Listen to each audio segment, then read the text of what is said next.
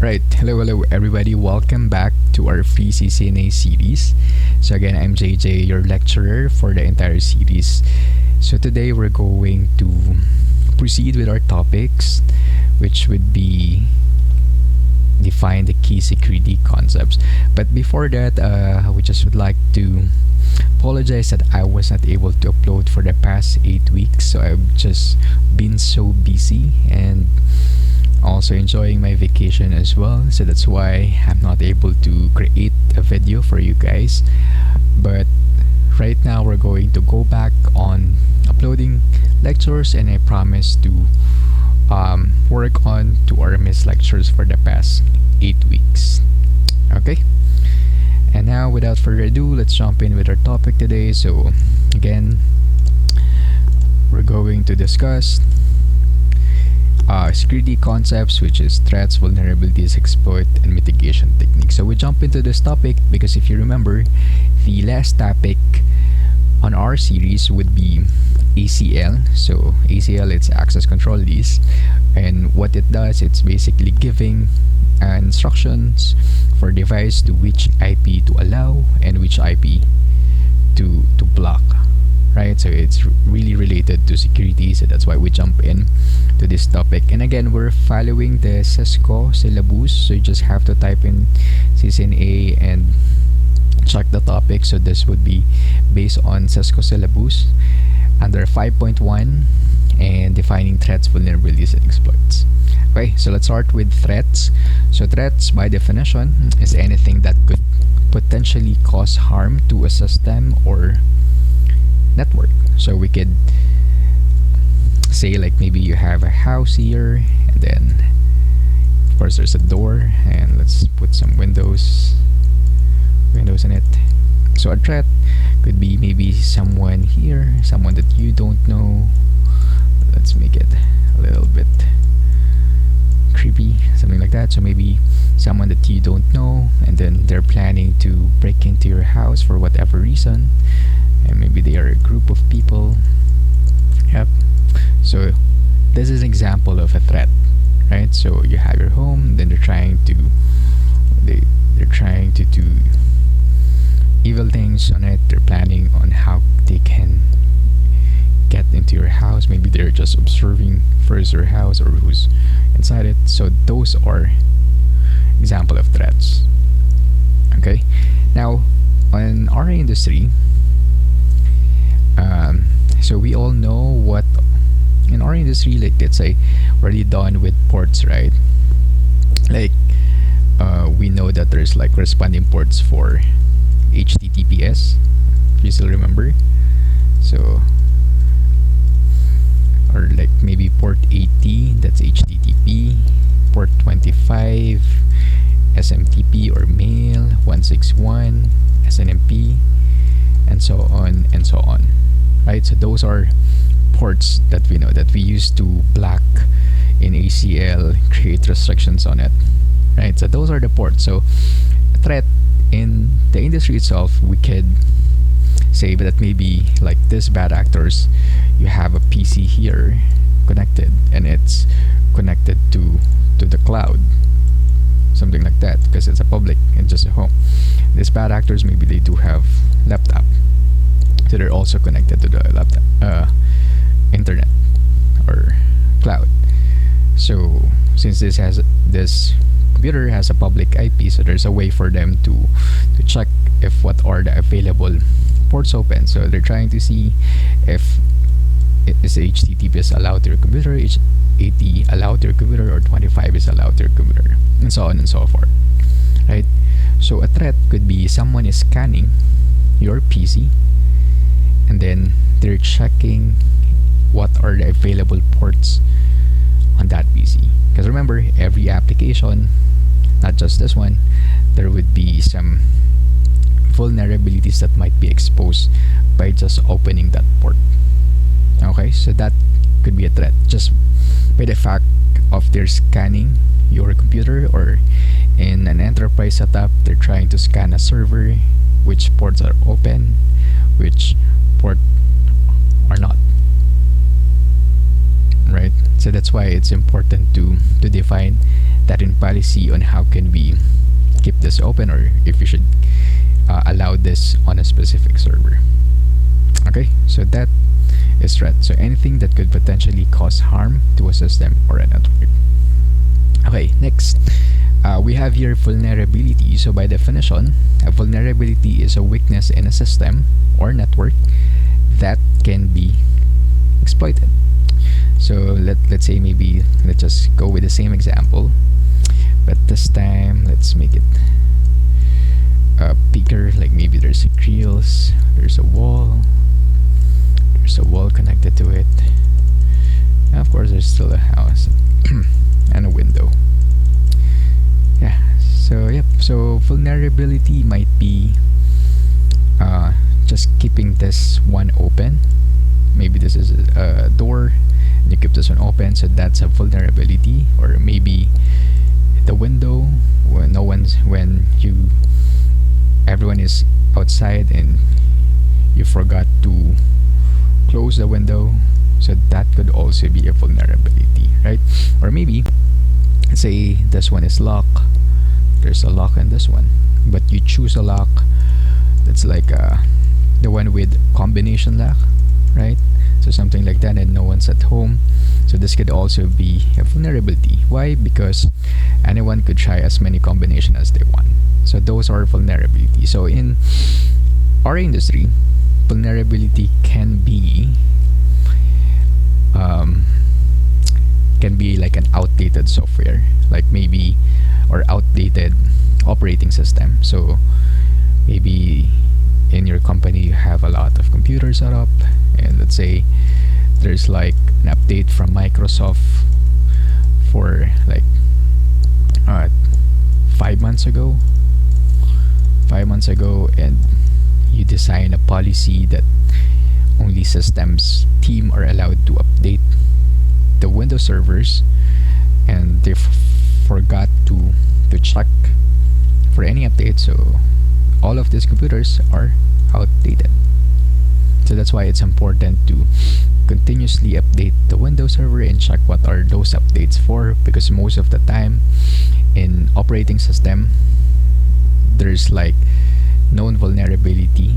That's why they have to always update that software. Not just the operating system, it could also be a different application,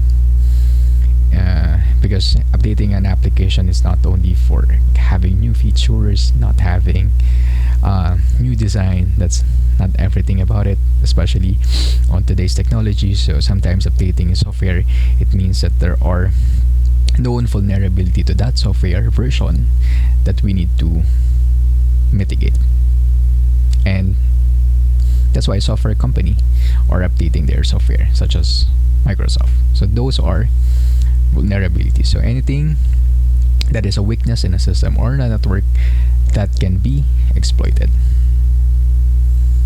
Okay, so next we have an exploit. So exploit is when someone takes advantage of vulnerability in a system or network to cause damage or gain unauthorized access. So same with this one. So our example would be a combination code. So it could be like this, and the bad guy could be the first will be numbers here, right?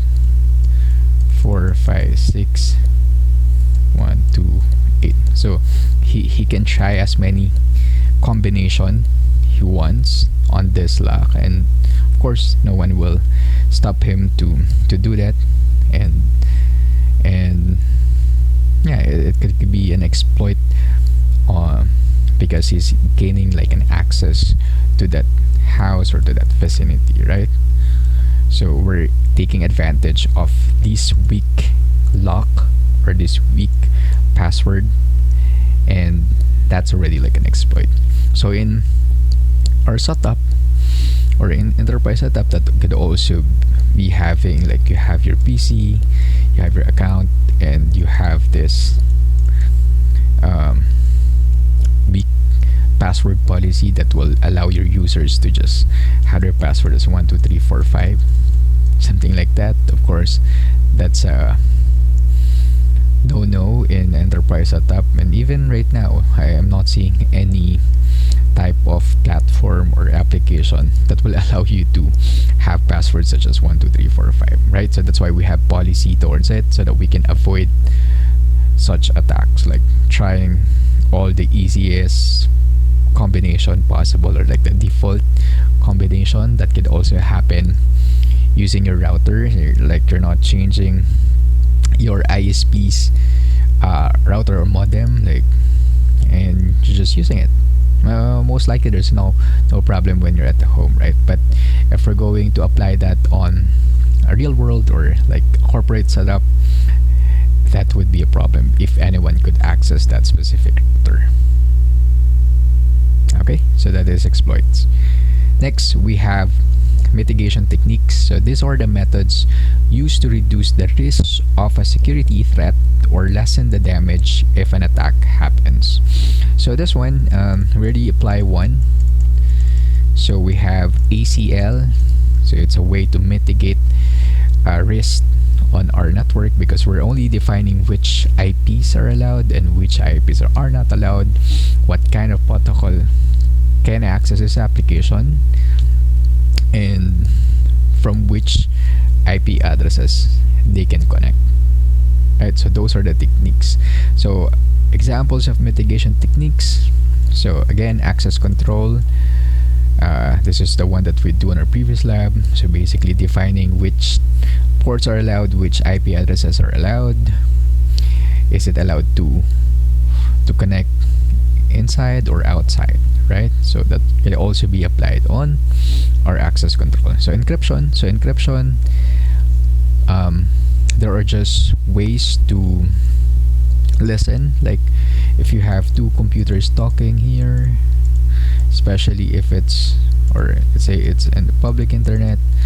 So if you don't have any encryption, so there's a way for, let's say, a bad actor listen to that traffic, and then they can see all the credentials or text, maybe if there's no encryption happening using that specific application. So encryption could be the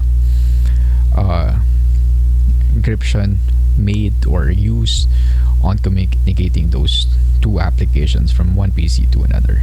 Okay, firewall, it's the same.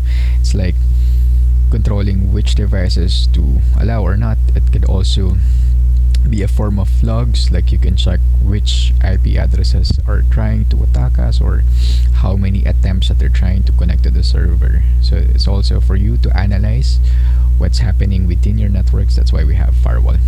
Patch management. So this is what system team does, like they continuously patch known vulnerabilities.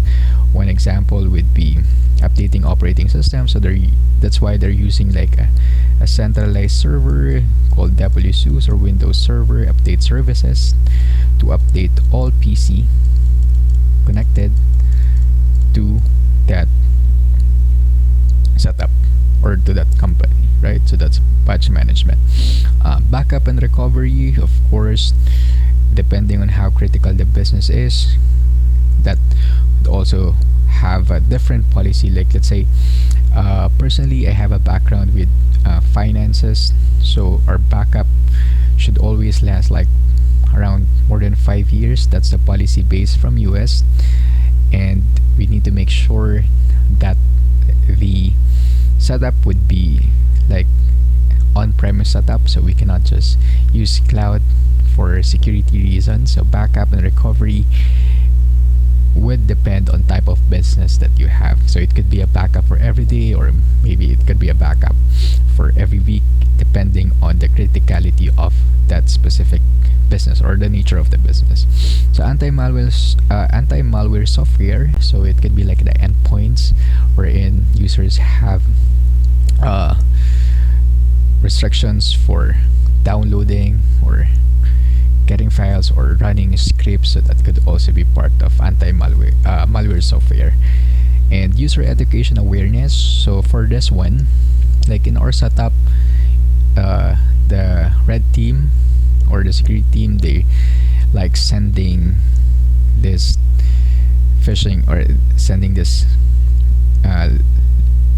email that looks like legitimate, and then on that email they will make sure that you're going to panic on it, like someone's giving you a bill, so, or someone using term for management that you need to check this specific file right away. So that's how they do it. So once you've clicked that email, that phishing email, you will be prompted to have or required to finish certain trainings from them. So user education and awareness. Less incident response. So even though that we apply all the mitigation techniques, we all know that there's really no such thing as perfect security, right?